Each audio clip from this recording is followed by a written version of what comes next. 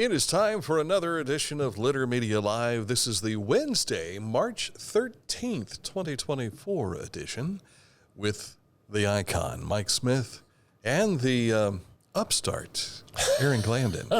I'm Dan Ramey. If he's an upstart, yeah. Well, he's starting up. Yeah. He's still within 1 year of his tenure with us. Mm-hmm. So he's beyond the 90-day phase. He's out of the 90-day He made it through the phase. probationary period. Yeah. Did you say 10 year? 10 years. Sounds like okay. 10 years sounds like 10 years. I don't know about 10 years. It may feel like 10 years. So it's been almost 7 for me. It's hard to believe we've been doing this that long. Almost 7 years. Yeah. Well, when I say we, it's been pretty much me. You. And You the man. Yeah. So, but I have good people around me.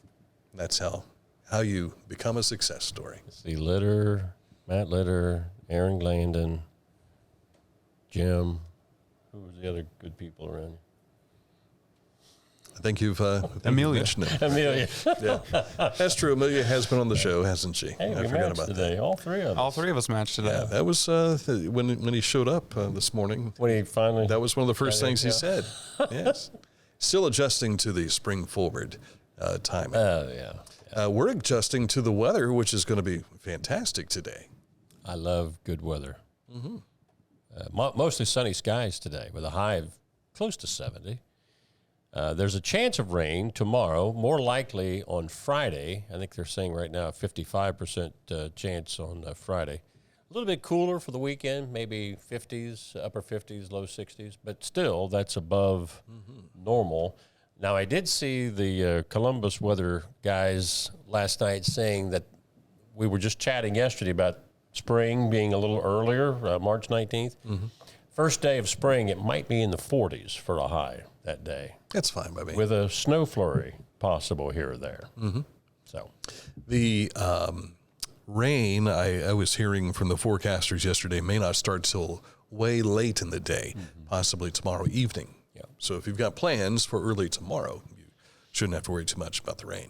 what's the thing about the forsythia, 3 snows or something like that? Yeah, three snows. After it first starts, it's blooming, I think. Doesn't have to accumulate. It just has to snow. And we've had one with flurries. And I've not seen any, I always have difficulty remember, is it forsythia?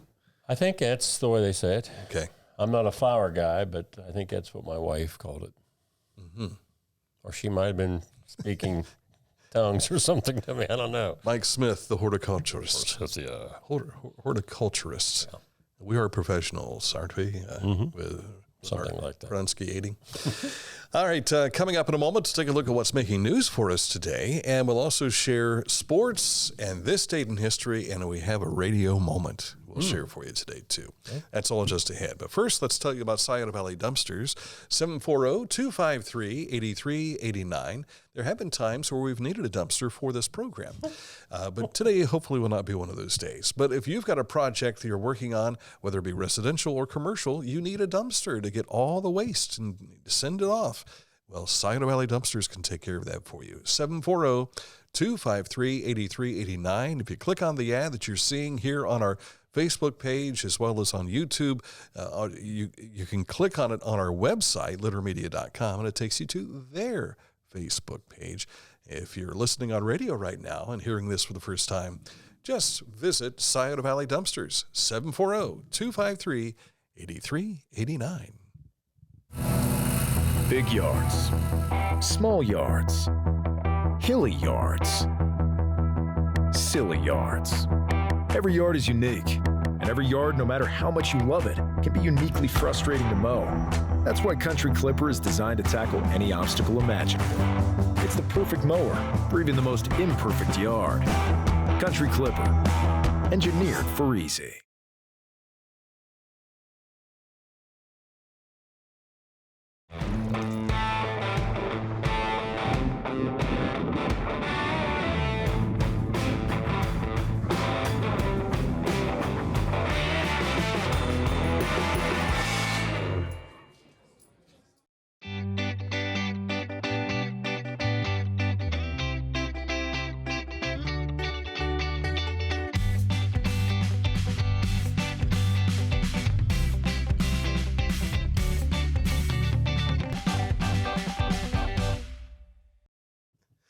Visit ChillicotheOhio.com. Thank you to our friends at the Ross Chillicothe Convention and Visitors Bureau.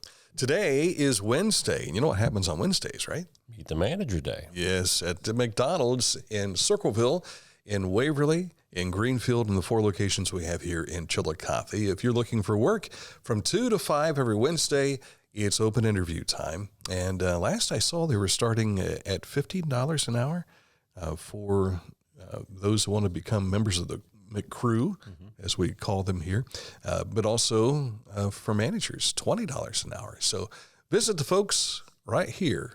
There it is, McDonald's. I'm loving it. Time for news now. And, of course, you can always take a look at our website, littermedia.com. That is where you'll find a lot of the stories that we're sharing with you today, but also visit our social media, Litter Media X, formerly Twitter, here on Facebook.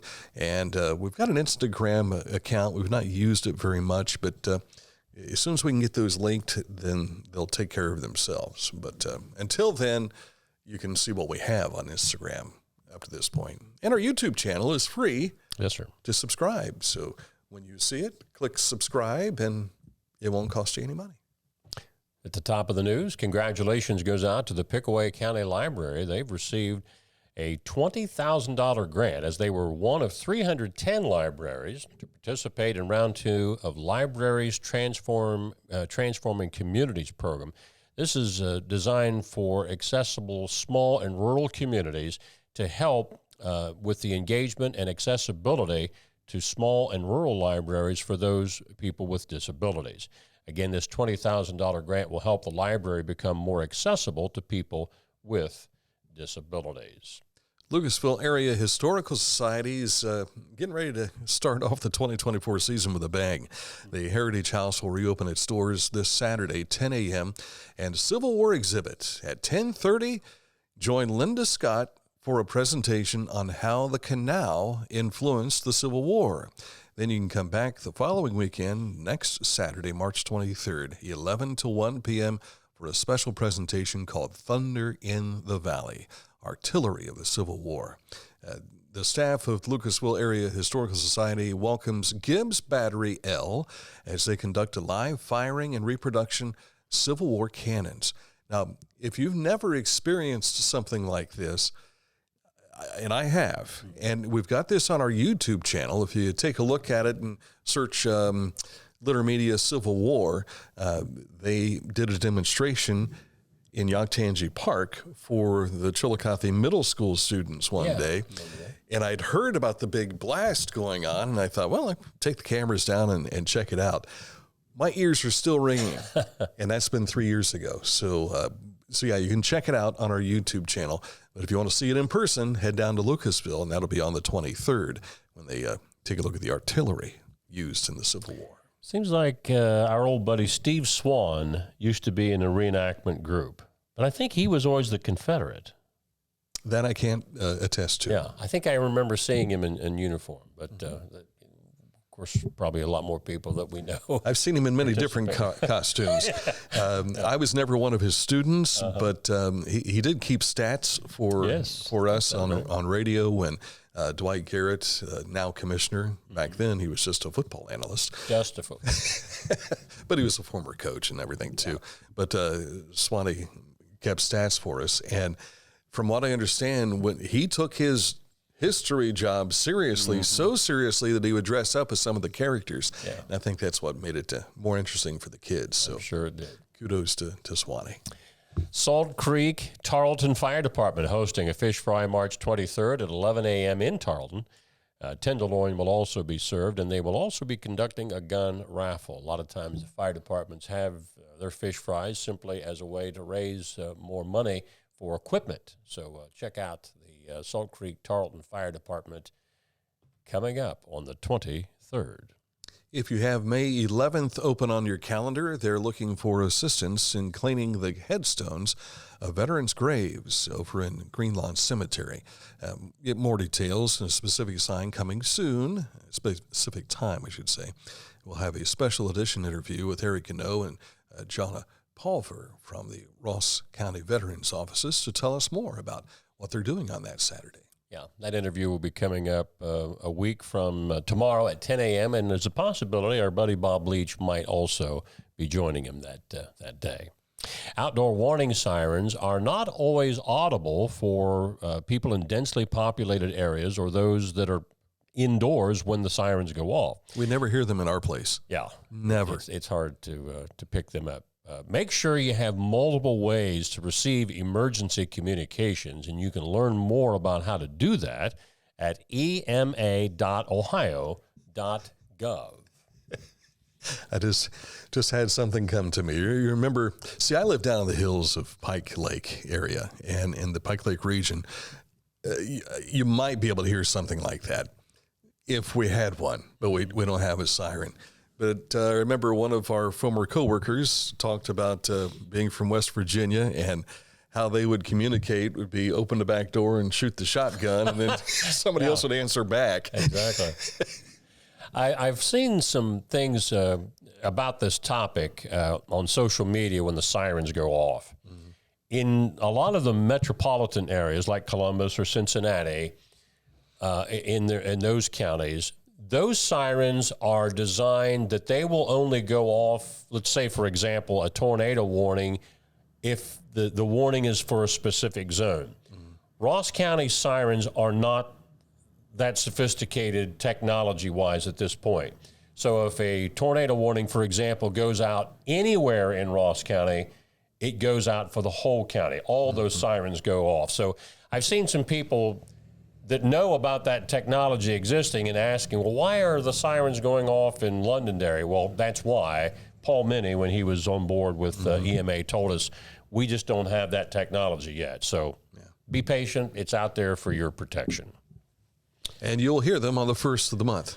Correct. So it'll be right out there. All right, coming up in a moment to look at sports, but first let's tell you about Accurate Heating, Cooling, and Plumbing, your trusted comfort advisor.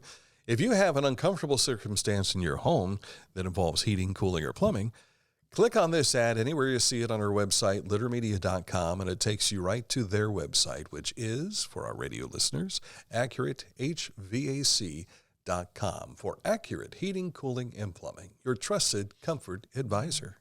This is Andy Tomlinson. When ensuring what's important to you, our agents are there when you need us the most. Tomlinson Insurance, for the best coverage at the best cost. Visit us online at tomlinsonins.com to learn more. At Rathkamp Financial, we offer customized investment solutions and superior client service. We believe in long-term relationships and working to earn your continued trust. Our greatest satisfaction comes from working with clients for many years and helping them realize their dreams.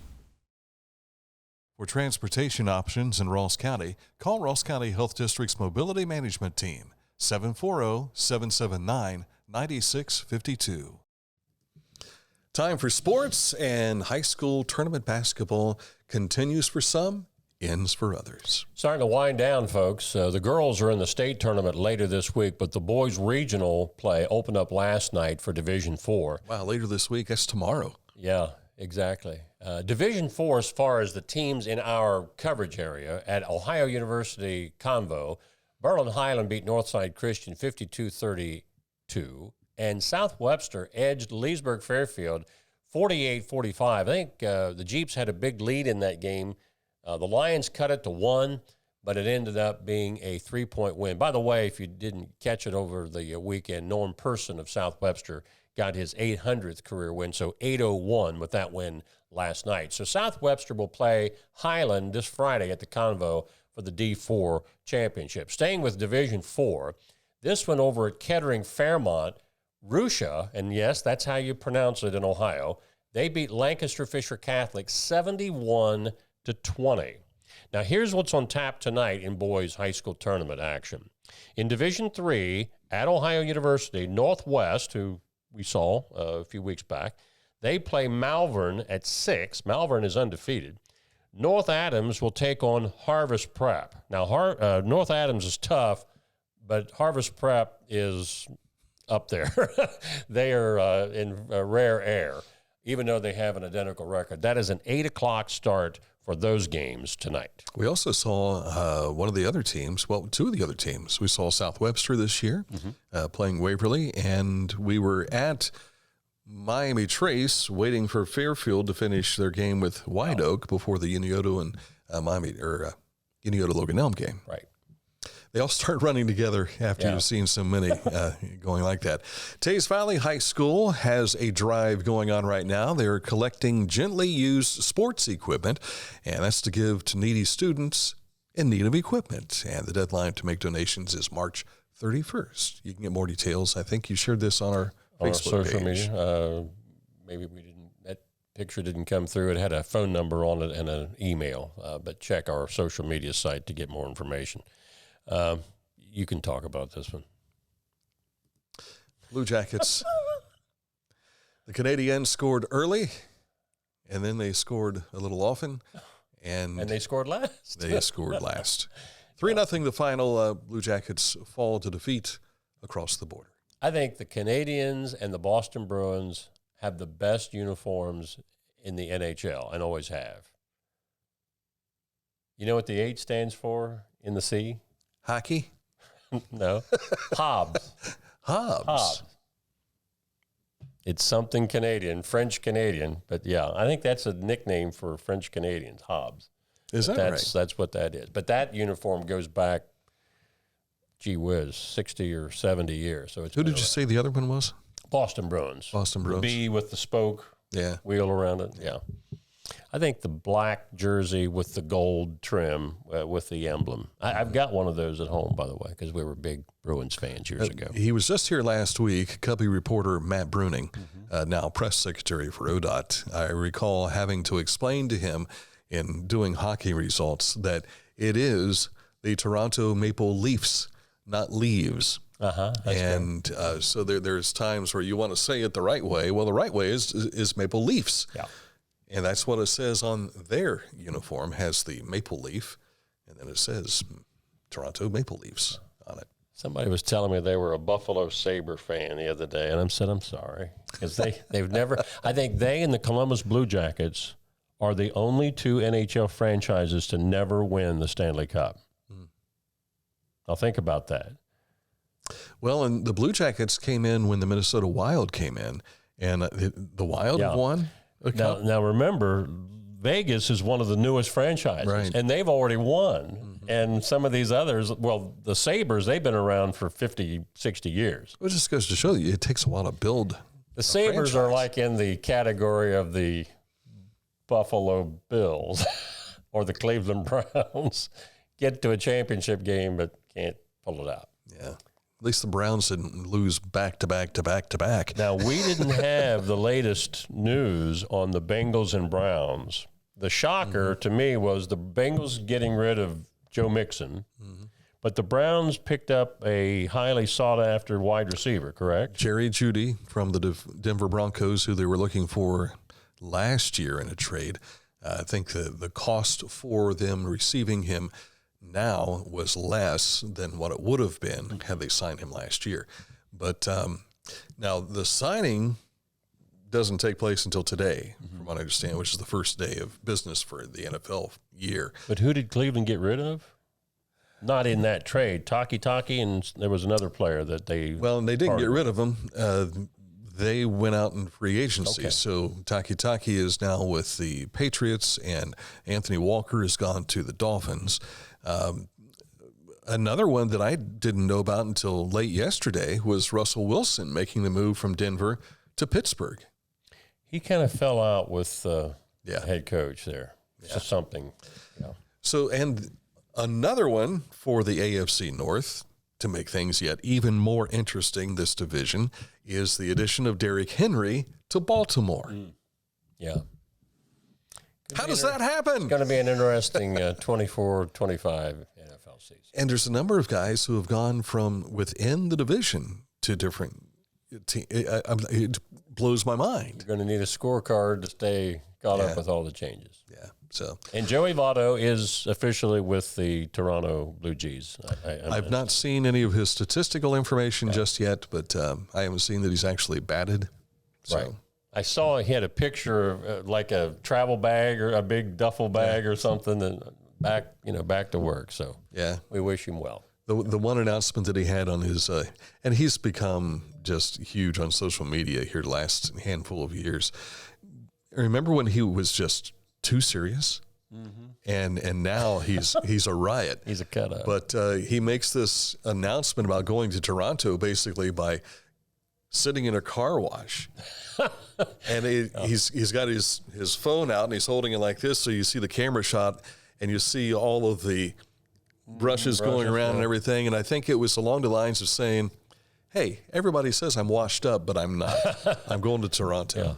Yeah, good deal. Yeah, 40 years old and still going at it. You're going. Who else was, there was a couple of other fellows that, Julio Cruz, was that one of them?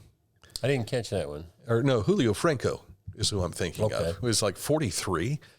And we really never found out the age of Satchel Paige. Satchel Paige. Yeah, Some people thought he was actually in his 50s or 60s. that wouldn't surprise me. And still striking guys out. Yeah, Oh, wow. incredible. Baseball, America's game, right? Yeah.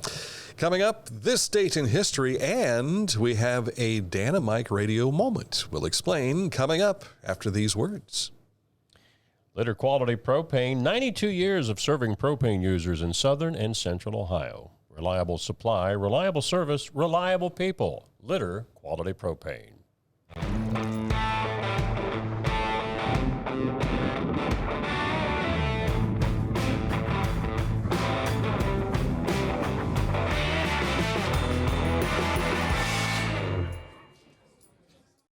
Find a career you love with Pickaway Ross Adult Education. Skilled trades careers are in high demand with no signs of slowing down. Pickaway Ross offers career training programs with expert instructors and hands-on learning tactics to create a variety of opportunities. Visit our website for more information. Each week, Litter Media presents the Neil Coleman Insurance Wyandotte Mutual Player of the Week. If you have an athlete to nominate, any amateur athlete is eligible. Simply visit littermedia.com and click on Player of the Week. At the end of the year, we'll announce the Player of the Year. Make your nominations now at littermedia.com. Click on Player of the Week. Wherever you are, you're there for a reason. You shouldn't have to make a trip to the branch just to deposit a check. Skip the trip and use our mobile app to easily and securely deposit checks from your phone. Day or night, wherever you are, or whatever you're doing, download the Kingston National Bank Mobility app today. Time for our historic moment of this date in history, 1942. Yes, sir. The Quartermaster Corps of the United States Army. That's the horses, right? Well, I don't know. Okay. This says it begins training dogs for the newly established War Dog Program, or Canine Corps. Perhaps the quartermaster means I take care of animals. Could be. Well over 1 million dogs served on both sides during World War I, carrying messages, doing complex network of trenches, and providing some measure of psychological comfort to the soldiers. So, Was there one that actually became really famous? well, being a service dog apparently preceded what we think service dogs. It just says they were a comfort to the soldiers. But the most famous dog to emerge from World War I was Rin Tin Tin, an abandoned puppy of German war dogs found in France in 1918 and taken back to the United States, where he made his film debut in the 1922 silent film The Man from Hell's River. As the first bona fide animal movie star, Rin Tin Tin made the little-known German Shepherd breed famous across the country. And yes, he did go from silent to talkies, but they always tell me that his script lines were very short. Yeah. Well, even Buster Keaton had difficulty making that transition into the talkies, didn't he? That's true. He really did. Yeah, so Yeah. why should it be any different For a dog. Rin Tin Tin? Yeah. Trying to think to myself here, did he ever appear in a color movie? No, I don't believe he did. I think when, unfortunately, a dog's life has to come to an end. Yeah. I think Lassie was the one that made the color movies, even in, I think, 1944. Well, yeah, because she was, and it may not have been the original Lassie, but she was in black and white in the TV shows, but I remember seeing colorized, well, actually shot in color movies. Who played Toto in The Wizard of Oz? Toto. Toto played Toto. Toto. Correct? What kind of a dog I don't was know. that? Are you a dog man? It was a little dog. Right, but you don't know the breed. No. Okay. It's a little dog wearing a ribbon. I didn't know if it was the same kind of dog that FDR had. Fala. Was that? That was a little black curly-haired dog, but I can't remember what the breed Fala was. Guys, we have these discussions every day, which always ends up with Google. Yeah. So I know that while you're doing this, one of Roosevelt's, one of FDR's opponents, I don't know if it was Thomas Dewey, was talking about the expense that was laid out to ship Fala home on some battleship or something like that. Mm-hmm. And Roosevelt turns it into one of the famous lines in one of his campaign speeches, and the crowd just roared with laughter. You know, Thomas Dewey, you don't have anything better to make fun of Fala? Cairn Terrier is the dog breed. For Fala? For Toto. Toto. Okay. I don't know anything Was about Toto Fala. brown or was Toto a black dog? I think he was brown and black. Okay. Being black and white movie, it was hard to tell. Well, then it shifted to color. Yeah, when they went to shifted to Oz. But I couldn't remember what seeing his color because I'm colorblind. Oh yeah. You mean that it actually goes from black and white? Yeah. I knew that, folks. I knew that. Toto was actually Terry. Terry as Toto with actress Judy Garland as Dorothy Gale in The Wizard of Oz of 1939. Was Terry in other movies? That I don't know. Terry and the Pirates. Let me check That was this a different because it character says, Does Terry have an IMDb page? I don't know. I was wondering if you, and that stands for Internet Movie Database. How many dogs did they use in The Wizard of Oz? 2 different animals. Maybe they used one in black and white and one in color. Could be, yeah. It's possible, I suppose. Wonder if Toto's real name was Terry. I wonder if he was confused when they referred to him as Toto during the filming. Oh, poor little Terry. I mean, Toto. Yeah.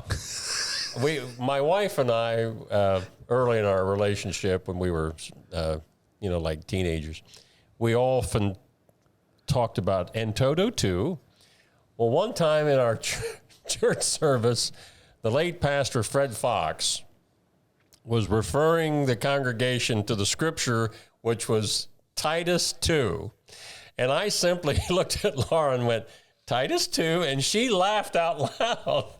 And Fred looked back like, because Laura never spoke. She was like a silent movie character, but she laughed out loud. And he looked back at her like, okay, what's going on back there?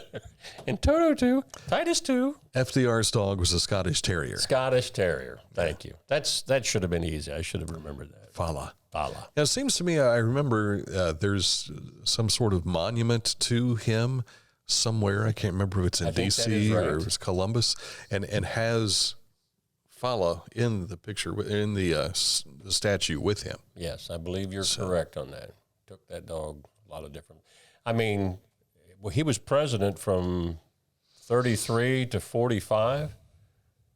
Dogs, do they, oftentimes that's old for a dog. So I don't know when they brought Fala to the White House and whether he survived the 6 or 15 years or whatever. We rescued a black lab. Ours had disappeared, and we searched all over the place for him. I checked the Humane Society here in Ross County, Pickaway County, Franklin County, Fairfield County, and Fayette County, and our dog just never showed up. And so when we were at Fayette County, and the reason we were there was, this was back when we lived in Lockbourne, our pastor's wife said that her mother had seen this dog that might be Ozzy. Well, it didn't turn out to be our Ozzy. But they told us that they were going to have to terminate the dog the next day.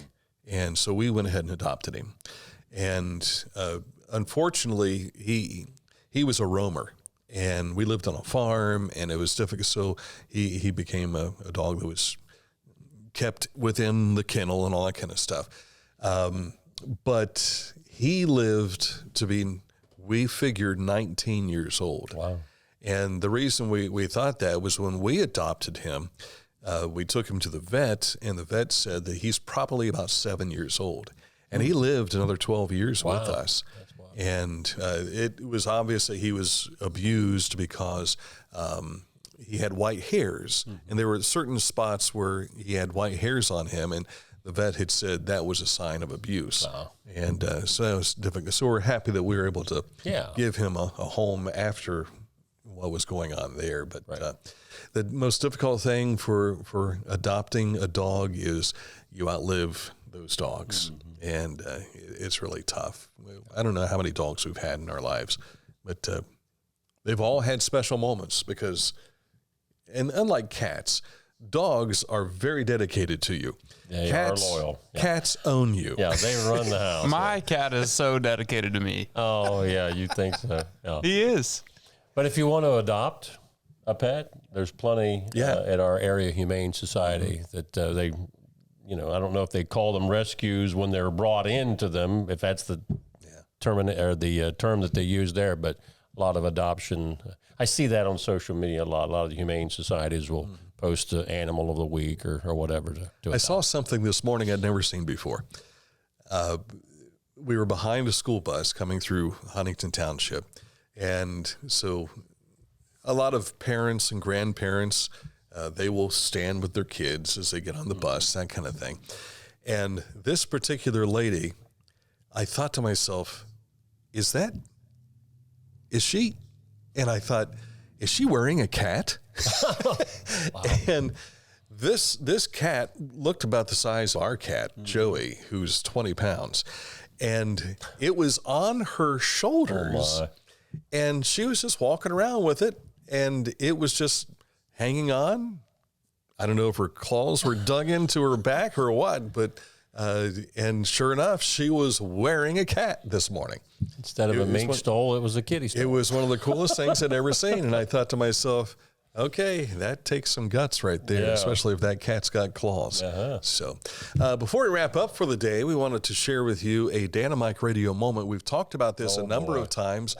And so I came across this last night. I was going through some photos, and look who is on the lower left-hand side of the screen. What a hunk. That would be one of the guys who caught an SVC championship game pass in football. Was also probably were you a washed-up basketball star at this time? State champ in track. But that's Joe Murray above me there on the left side. Ty Hemry, who was the station manager. Terry Nichols, upper right.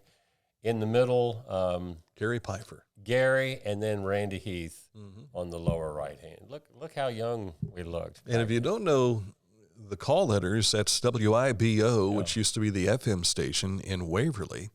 And I came after they changed the call letters to WXIZ. And Randy, the guy on the right in the front row, he, of course, was the mayor of Jackson. He was also the Chamber of Commerce president. But at that point, when I started my career in Waverly, he assigned me to my first play-by-play event, which was a Waverly-Wilston football game. So the two ringers that we always used in these games that are not pictured were the late Steve Martin, an all-Ohio basketball player right out of high school, and Randy's brother, Ronnie. We just said, get the ball to those two guys, and we're all right. And you guys could only show up for the team photo there. Yeah, right.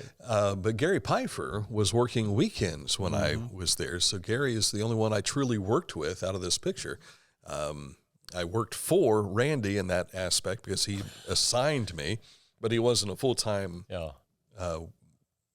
roster member, I guess, well, he did all the sports for the radio station at the time. Gary and Steve Norman, on my second weekend working at WIBO, hid every record in the studio. And I'm sitting there like I have nothing. They hit all the commercials, which were on cart at that time. And they thought it was funny, but I was really struggling. So when you came in to do your show, You saw that everything was missing? Well, it was kind of like they occupied me out in the office. And then it was like we were coming up on showtime. And then when I sat down, I looked around and nothing was there that I could play. So I can't even remember. I think I blacked out because I was thinking I was going to get fired or whatever. So when I was in Columbus, I had emotional changes because, there's a much larger market than down here. And so one of the dreams that I had, that was kind of a nightmare, was, now when I worked at Sunny 95, it was a stand-up operation. So you didn't have chairs per se, but we did have a kind of a stool, kind of a bar stool type thing. But everything was up around here. So the stool was high enough to be able to manage to reach and push if you got lazy. Well, we had cartridge machines over here for the songs and CD players, excuse me, and we had the commercials all over on this side. Microphone, of course, is right in front of us, and behind us was a wall filled with all of the commercials, all the songs that we would play. And in this dream, I am sitting on the stool, and I can't reach anything. anything, yeah. And there's a moment where I am spinning, going, ah! in this dream. And the general manager at the time was Al Fetch. And you could always tell Al he had these really nice dry clean shirts and the whole deal, the cufflinks and everything. And he's got the door of the studio open and he's going, ha, ha, ha, you got dead air. And I'm like, but you're the boss. And so the whole time I'm spinning around on this chair. That was one of the worst nightmares I think I'd ever had. Yeah. Because I couldn't reach anything to make something happen. Yeah. Dead air on radio in those days was the cardinal sin. As Al Fetch mentioned to me, it's the loudest noise in a radio station. 2 seconds seemed like an hour. Yeah. Dead air. We had the power go out one day at Sunny 95, and the way the WVKO and WSNY were in the same building.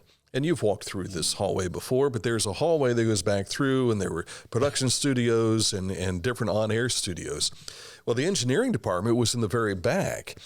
And so here's Al Fetch I was telling you about. He has these really nice pressed white shirts that he would wear. And with the power out, it was dark back that hallway. And I could hear footsteps, and I could see Al Fetch coming from out of the darkness. And his shirt starts to glow, and he's going, where's Meraki? We're dead. Where's Meraki? And the chief engineer was out to lunch. Yeah. And we had no way to get back on the air. Great.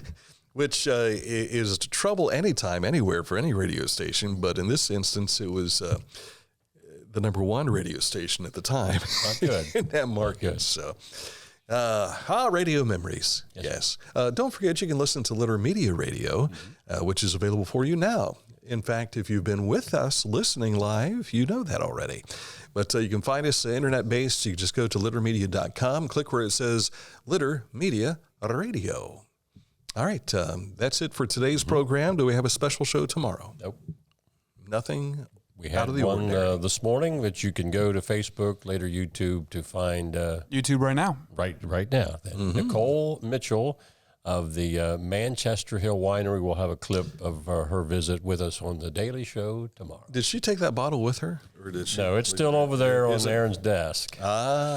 Aaron, could you go grab it? Because they didn't show. Amy, I thought she had it. We're not going to let him take it home with him. I was busy doing something else while you were over for the interview, and I wondered to myself, is the bottle on screen? I thought it was, but here it is. An actual bottle. Yeah. So You want me to zoom in on it?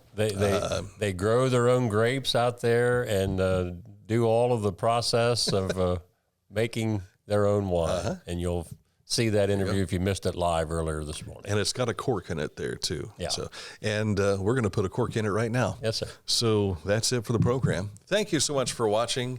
And those of you listening on Litter Media Radio, we appreciate you joining us as well. So until tomorrow, we'll see you soon on Litter Media Live.